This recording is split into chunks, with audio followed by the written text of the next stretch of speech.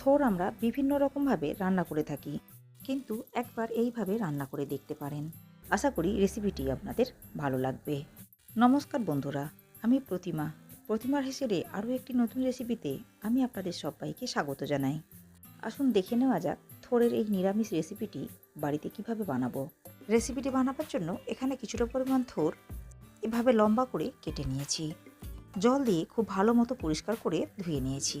থোরগুলো ভাপিয়ে নেওয়ার জন্য গ্যাস ওভেনে কড়াই বসিয়ে কড়াইয়ের মধ্যে দিয়ে দিয়েছি 1 গ্লাস পরিমাণ জল। জলের মধ্যে দিয়ে দিলাম আগে থেকে কেটে নেওয়া থোর। সামান্য পরিমাণ লবণ দিয়ে অল্প একটু নাড়াচাড়া করে ঢাকা দিয়ে ভাপিয়ে নিতে হবে। থোর খুব বেশি সেদ্ধ করব না, অল্প একটু ভাপিয়ে নিলেই হবে। 1 মিনিট মতো ভাপিয়ে নিয়েছি। এখন ঢাকনা উঠিয়ে নিয়ে জল ঝরিয়ে থোর উঠিয়ে নিতে হবে।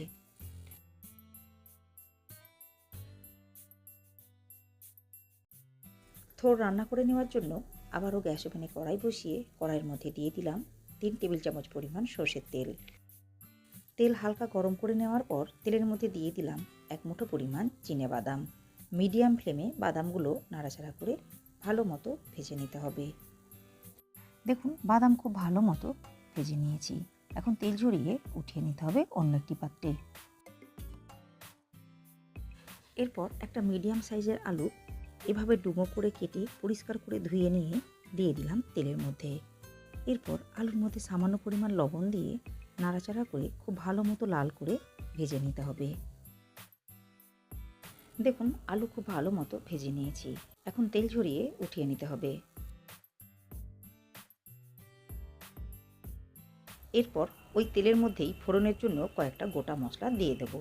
নিয়েছি 1 চা চামচ গোটা জিরে, একটা শুকনো লঙ্কা, একটা তেজপাতা, আর নিয়েছি গোটা গরম মশলা, একটা এলাচ, একটা লবঙ্গ ও 2 টুকরো দারচিনি। ফোড়নের মশলাগুলো কয়েক সেকেন্ড নাড়াচাড়া করে খুব ভালো করে ভেজে নিতে হবে। গোটা মশলাগুলো ভেজে নেওয়ার পর সুন্দর গন্ধ ছড়ালে এই সময় দিয়ে দেব আদা ও কাঁচা লঙ্কার পেস্ট। 1 ইঞ্চি আদা ও 4টে কাঁচা লঙ্কা অল্প জল দিয়ে বেটে নিয়েছিলাম। এরপর এর মধ্যে দিয়ে দেব কয়েকটা গুঁড়ো মশলা। নিয়েছি 1 চা চামচ জিরে গুঁড়ো, 1 চা চামচ ধনে গুঁড়ো, 1 চা চামচ হলুদ গুঁড়ো ও 1 চা চামচ পরিমাণ কাশ্মীরি লাল লঙ্কার গুঁড়ো। এখন সমস্ত উপকরণগুলো নাড়াচাড়া করে খুব ভালো মতো কষিয়ে নিতে হবে। অল্প একটু কষিয়ে নেওয়ার পর দিয়ে দিলাম পরিমাণ মতো লবণ। আবারও নাড়াচাড়া করে সমস্ত উপকরণগুলো খুব ভালো মতো মিশিয়ে নিতে হবে। মশলা 2 থেকে 3 মিনিট নাড়াচাড়া করে খুব ভালো মতো কষিয়ে নিয়েছি। এখন এই কষানো মশলার মধ্যে দিয়ে দেব আগে থেকে সেদ্ধ করে নেওয়া থোর।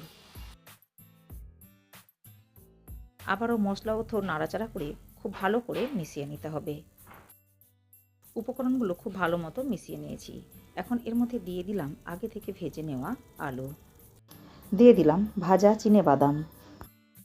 আবারও সমস্ত উপকরণগুলো নাড়াচাড়া করে খুব ভালো মতো মিশিয়ে নিতে হবে। এরপর দিয়ে দেব সেই উপকরণটি, যেটি দেওয়ার ফলে থোর ঘন্টের স্বাদ অনেক অংশেই বেড়ে যাবে। 1 মুঠো গোবিন্দভোগ চাল 1 থেকে 2 ঘন্টা ভিজিয়ে রেখেছিলাম। এরপর খুব ভালো করে বেটে নিয়ে দিয়ে দিলাম তরকারির মধ্যে। আবারও নাড়াচাড়া করে খুব ভালো করে মিশিয়ে নিতে হবে। দিয়ে দিলাম 1 চা চামচ পরিমাণ চিনি। দিয়ে দিলাম 1 চা চামচ পরিমাণ ভাজা মশলার গুঁড়ো। গোটা জিরে ও গোটা গরম মশলা শুকনো খোলায় ভেজে এরপর গুঁড়ো করে নিয়েছি। আবারও একবার ভালো মতো মিশিয়ে নিতে হবে। রেসিপিটি বাড়িতে বানাবেন আর খেয়ে কমেন্ট করে জানাবেন রেসিপিটি আপনাদের কেমন লেগেছে। রেসিপিটি ভালো লাগলে লাইক ও শেয়ার করবেন। রেসিপিটি ফেসবুক থেকে দেখলে পেজটিকে ফলো করে নেওয়ার অনুরোধ রইল। দিয়ে দিলাম 1/2 চা চামচ গরম মশলার গুঁড়ো, 1 চা চামচ গাওয়া ঘি। আবারও ভালো মতো মিশিয়ে নিলেই তৈরি হয়ে যাবে নিরামিষ সুস্বাদু থোর ঘন্টের রেসিপিটি।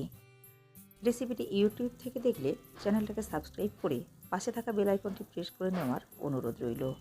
এতে করে আমি চ্যানেলে যখনই কোনো নতুন ভিডিও আপলোড করব, সাথে সাথে নোটিফিকেশান পৌঁছে যাবে আপনাদের কাছে। ভালো থাকবেন, সুস্থ থাকবেন। ধন্যবাদ।